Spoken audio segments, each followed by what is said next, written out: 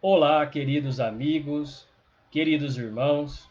Uma vez mais nos reunimos aqui para estudar, como de praxe, todos os sábados às 19 horas.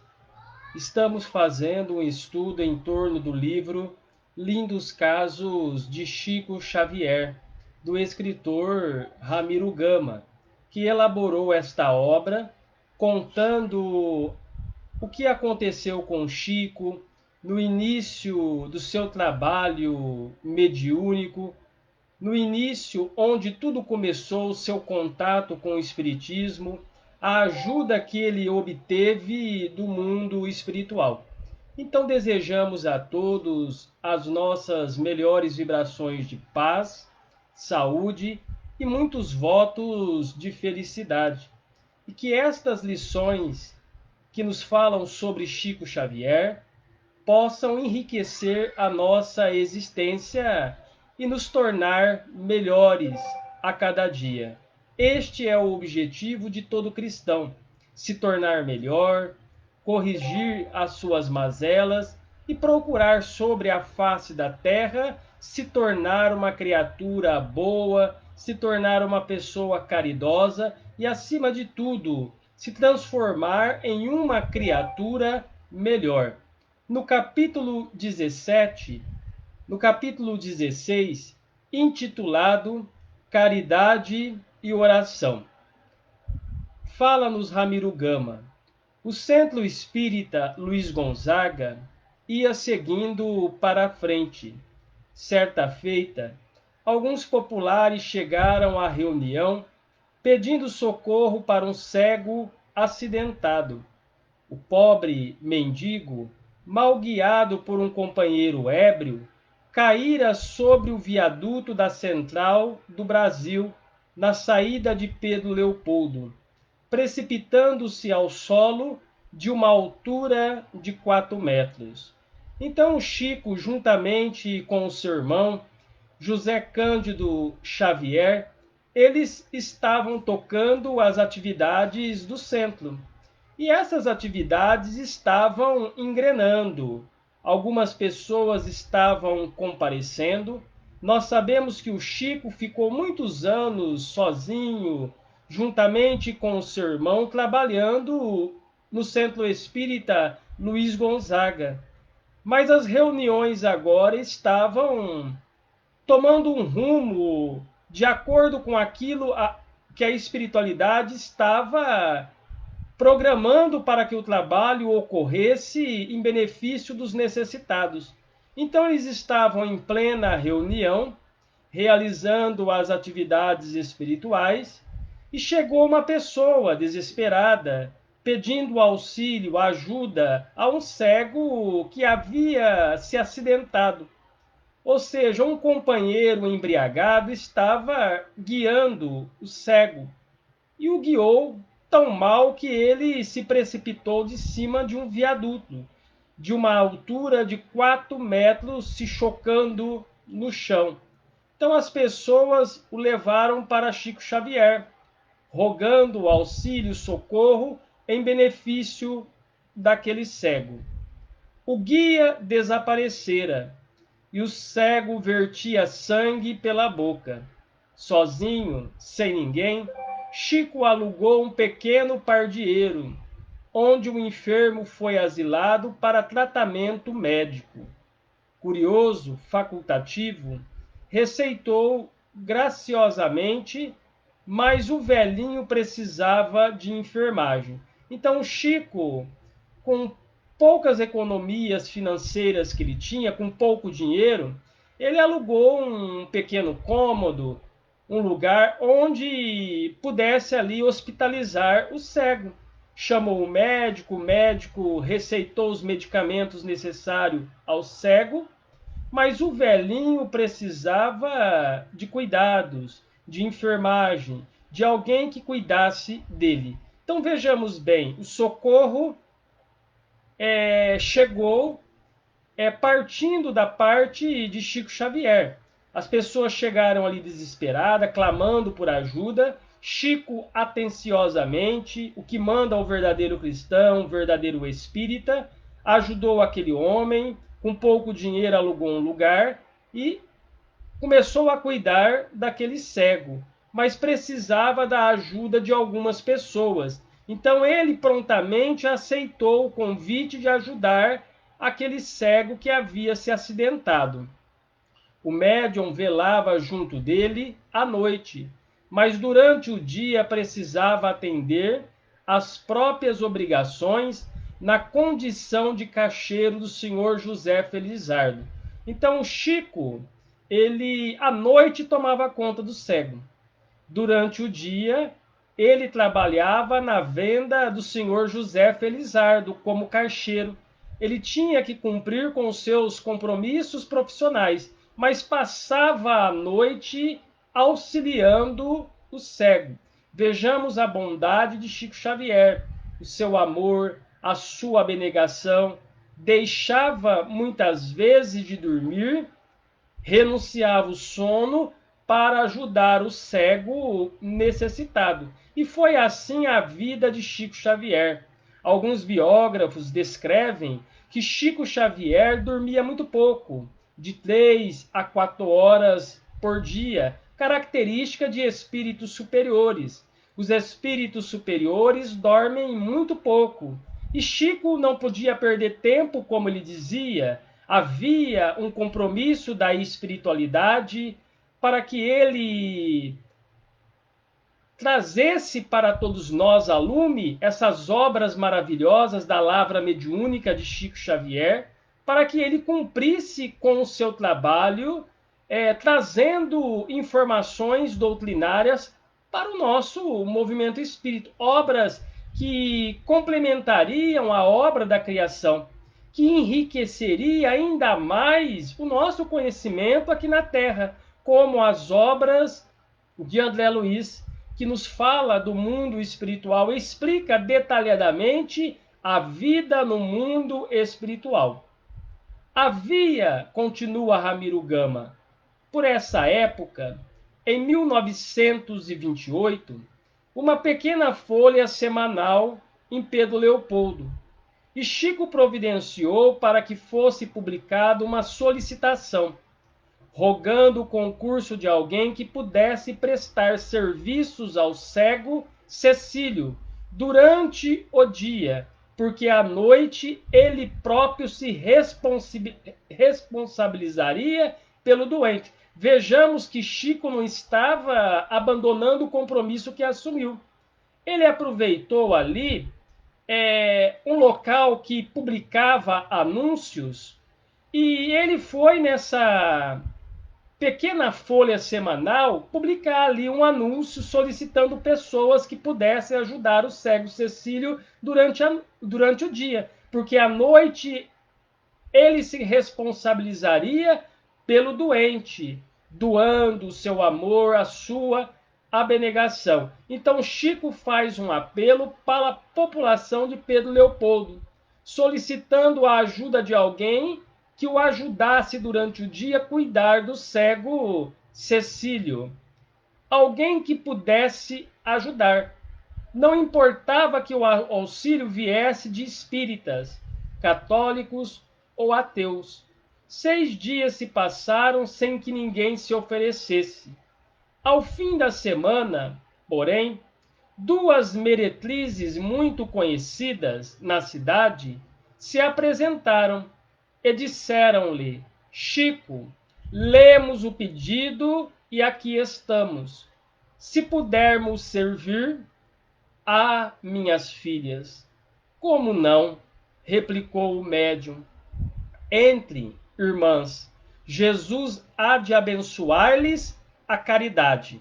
Então vejamos bem, Chico ele solicitou a ajuda de quem quer que fosse, de espíritas, católicos, evangélicos, ateus, mas ninguém do meio religioso se prontificou a praticar a caridade moral, porque a caridade material ela é fácil. Quando a gente tem condições de ajudar com uma cesta básica, de pagar uma conta de energia, uma conta de água, ou de levar alguma coisa para aquela pessoa necessitada, até mesmo um remédio para ela continuar fazendo o seu tratamento. Então, a caridade material, a gente doa materialmente, quando a gente tem condições, em benefício daquela pessoa. Ela é fácil de se colocar em prática. Mas a caridade moral, doar o nosso tempo, renunciar o nosso tempo, sacrificar o nosso tempo em benefício de alguém, perdoar as ofensas, agir com humildade, essa caridade moral, conforme nos fala o Evangelho segundo o Espiritismo, poucos de nós a praticamos na nossa vida diária. Muitas vezes reprovamos quando somos testados ao colocar em prática a caridade moral. Então vejamos bem, no meio religioso, ninguém havia se pronunciado a ajudar o cego Cecílio. Mas depois de 6 dias, duas meretrizes muito conhecidas de Pedro Leopoldo se pronunciaram a ajudar. E vejamos bem a abnegação de Jesus, de Chico Xavier, seguindo os passos de Jesus, que não discriminava ninguém. Diante do episódio da mulher adúltera, enquanto os fariseus e os escribas levaram a mulher para serem apedrejadas até a morte, por um erro que ela havia cometido, a questão do adultério, vejamos que Jesus olha e vê a malícia estampada no coração de todas as pessoas que ali estavam. E Jesus diz assim: dentre vós, todos que estão aqui, aquele que não tiver nenhum pecado, atira-lhe a primeira pedra. E narra o Evangelho que saíram os mais velhos e depois os mais novos. Os mais velhos, porque naquela atual existência haviam errado muito mais do que os mais novos que estavam iniciando a sua jornada naquela atual existência. E depois saíram os mais novos. E Jesus então olha para aquela mulher que havia cometido o adultério e diz assim: mulher, aonde estão os teus acusadores? E a mulher então olha para Jesus e diz assim: Senhor, todos se foram. Nem ela estava acreditando no que estava acontecendo.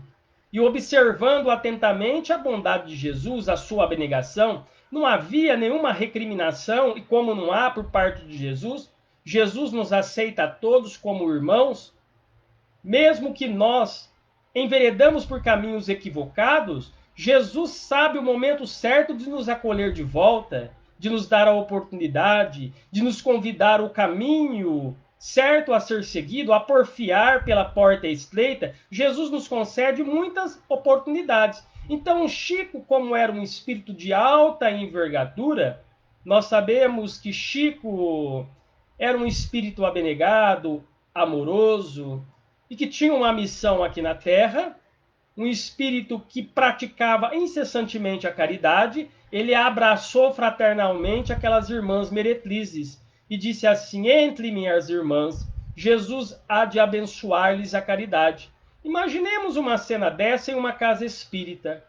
Chega duas meretrizes querendo trabalhar, arrependidas. Será que nós daríamos a oportunidade? Será que nós daríamos a oportunidade, como deu Chico Xavier a elas, do trabalho que enobrece a nossa alma humana? Ou nós providenciaríamos alguém que as tirassem da casa espírita ou as conduzisse até a porta de saída de uma casa espírita? Será que nós daríamos a oportunidade? Alguém que se equivocou? Alguém que vem pedir socorro, que quer trabalhar, que quer se reajustar? Vejamos que Chico Xavier mostra para todos nós o verdadeiro sentido da palavra caridade, como a entendia Jesus na questão 886 de O Livro dos Espíritos. A caridade, como a entendia Jesus, é benevolência para com todos, indulgência com as imperfeições alheias e perdão das ofensas. Então ele aceita a ajuda das meretrizes em benefício do cego Cecílio. Ele estava procurando alguém para ajudar, elas apareceram e Chico abraça essas irmãs com muita caridade. Em seguida, abençoa elas pela ação que elas iriam prestar. E Chico disse assim: Jesus há de abençoar-lhes, minha filha, minhas filhas, a caridade. Então essa é a alma generosa de Chico Xavier. Então continua aqui Ramiro Gama. Todas as noites, antes de sair, as mulheres oravam com o Chico. Vejamos bem, elas estavam orando com o Chico, participando das reuniões em nome de Jesus, ao pé do enfermo. Decorrido um mês, quando o cego se restabeleceu, reuniram-se pela derradeira vez em prece com um velhinho feliz. Quando Chico terminou a oração de agradecimento a Jesus, os quatro choraram copiosamente. Vejamos bem, elas permaneceram ali fiéis ao trabalho no bem durante um mês, até que o cego se restabelecesse, até que ele se recuperasse da enfermidade, daqueles hematomas causados pelo tombo que ele levou, até que ele se recuperasse. E elas ficaram ali, participavam com o Chico da oração, mostravam interesse. E quando o Chico fez a prece de agradecimento a Jesus, abençoando o cego e aquelas irmãs, eles choraram copiosamente, porque a mensagem de Jesus havia tocado o coração deles profundamente. Então, uma delas disse ao médium: Chico, a prece modificou a nossa vida. Vejamos bem, meus irmãos. Elas ficaram com Chico Xavier durante um mês. A prece modificaram a vida delas. A prece modificou a vida delas. Elas começaram a aceitar Jesus. Meretrises que eram muito conhecidas em Pedro Leopoldo, a oração começou a fazer parte do mundo íntimo delas, e elas encontrou o verdadeiro sentido da vida, que é caminhar lado a lado com Jesus, que é caminhar porfiando pela porta estreita, mas lado a lado com o Senhor, para que o Senhor nos ajude nos momentos difíceis. E elas dizem a Chico assim: a prece mudou a nossa vida. Estamos a despedir-nos. Mudamos-nos para Belo Horizonte, a fim de trabalhar. Vejamos bem, meus irmãos. A prece modificou a vida delas. Elas mudaram para Belo Horizonte, arrumaram emprego. E uma passou a servir numa tinturaria, desencarnando anos depois. E a outra conquistou o título de enfermeira, vivendo dignamente ainda hoje, respeitada e feliz, nos fala Ramiro Gama no livro Lindos Casos de Chico Xavier. Então é o verdadeiro exemplo do trabalho no bem. A alma generosa de Chico Xavier, o trabalho no bem, há de provocar em nós uma mudança que vai nos colocar passo a passo da nossa caminhada em direção do Evangelho do Cristo. É uma mudança que provoca em nós, porque nos fala Humberto de Campos no livro Boa Nova, que aquele que conheceu Jesus não continua sendo o mesmo. Embora cometa alguns equívocos, erre aqui, erre ali ou acolá, ele não continua sendo o mesmo. A mensagem de Jesus tem um poder que provoca em nós uma verdadeira transformação. Vejamos aqui o exemplo dessas irmãs meretrizes, que foram acolhidas por Chico Xavier. Chico deu a elas a oportunidade do trabalho no bem, e elas começaram a trabalhar com Chico naquela casa espírita, no Centro Espírita Luiz Gonzaga, e elas auxiliaram, mudaram de vida, arrumaram um emprego e continuaram tocando a sua vida. Então que Jesus, o nosso Mestre, nos ajude a provocarmos em nós mesmos uma verdadeira transformação, uma verdadeira iluminação na nossa alma. Então que Ele ilumine e abençoe a nossa vida, a nossa família, abençoe a nossa trajetória evolutiva. Desejamos a todos muita paz. Até o próximo sábado, mais um estudo que nós iremos fazer em torno do livro Os Casos, Lindos Casos de Chico Xavier. Que Jesus nos abençoe.